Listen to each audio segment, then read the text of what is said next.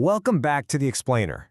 So, if you're watching this, I'm going to guess you've hit a brick wall, a really frustrating brick wall called Citrix Secure Access Error 1012. And today, we're going to put on our detective hats and solve this thing once and for all, especially that super annoying subcode 24. Yep, I bet this looks painfully familiar. It's one of those errors that tells you something is wrong without actually telling you anything useful. It's basically the computer shrugging its shoulders. But you see that little number at the end, the 24? That's our first real clue, and believe me, it is the absolute key to cracking this case wide open. All right, here's our game plan. First, we're going to really understand what this error actually means. Then, we'll become code breakers and dig into the logs for evidence. After that, we'll investigate our two main suspects, in an inside job where the client itself is the problem, and external interference from other software. And finally, we'll cover exactly what to do when it's time to call for backup. Let's do this. Okay, let's kick things off with Section 1. We're going to get past that useless error message and figure out what is really going on under the hood. So, let's just forget the 1012 part for a second. This number right here, the 24, this is our golden ticket. It's not just some random number. It's a very specific signal that points us directly to where the connection is breaking down. And that breakdown, it's happening inside a core Windows component called S-Channel, or Secure Channel. You know, you can think of S-Channel as the bouncer at a nightclub.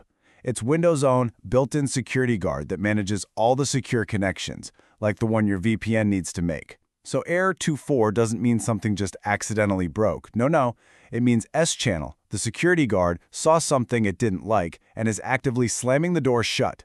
This isn't a bug, it's a security feature doing its job. Okay, so if S-Channel is the one blocking the connection, who are our usual suspects? Well, we've got a lineup. First up, certificate trust failure. This is like the server showing a fake ID and your computer knows it.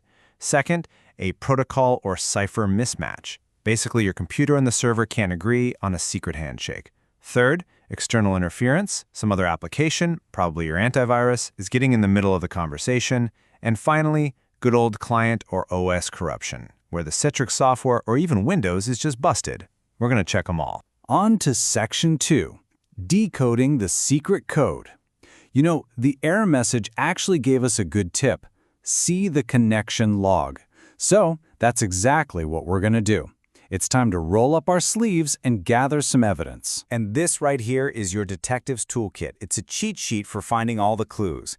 The main place to look is in the secure access logs you can collect right from the client. But don't forget to check the older legacy logs and pay close attention to this one, CSA_NSVRTL.txt. That's often where you'll find the smoking gun for antivirus problems. And of course, there's always the Windows Event Viewer for bigger system-wide issues.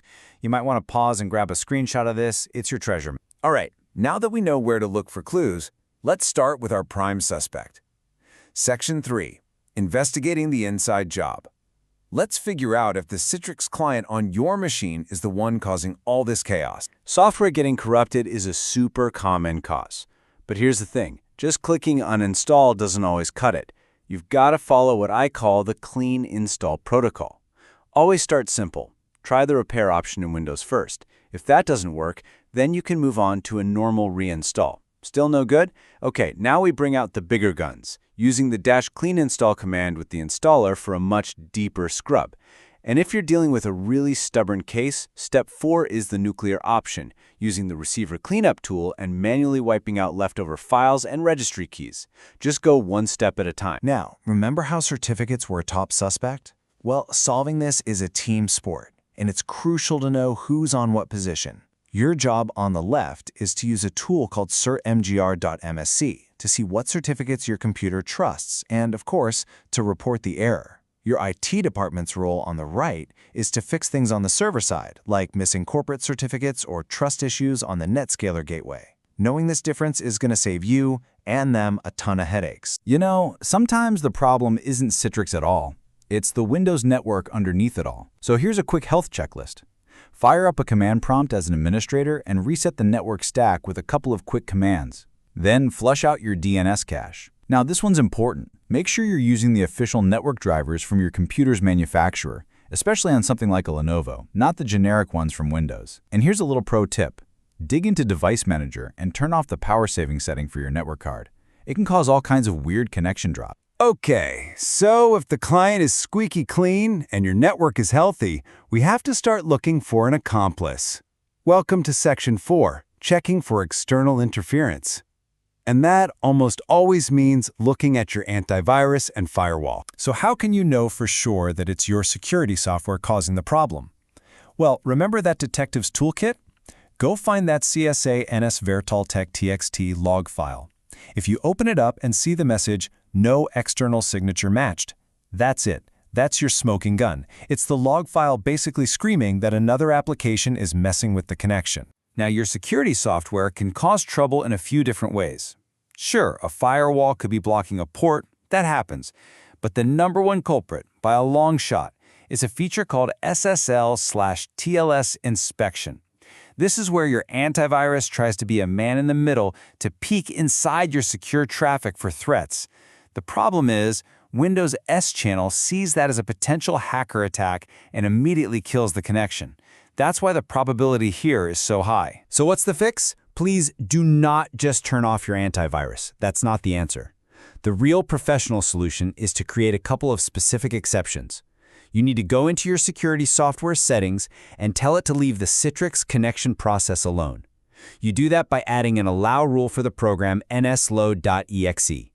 And this is the really critical part, you have to add an exception for your company's VPN web address to stop that SSL inspection.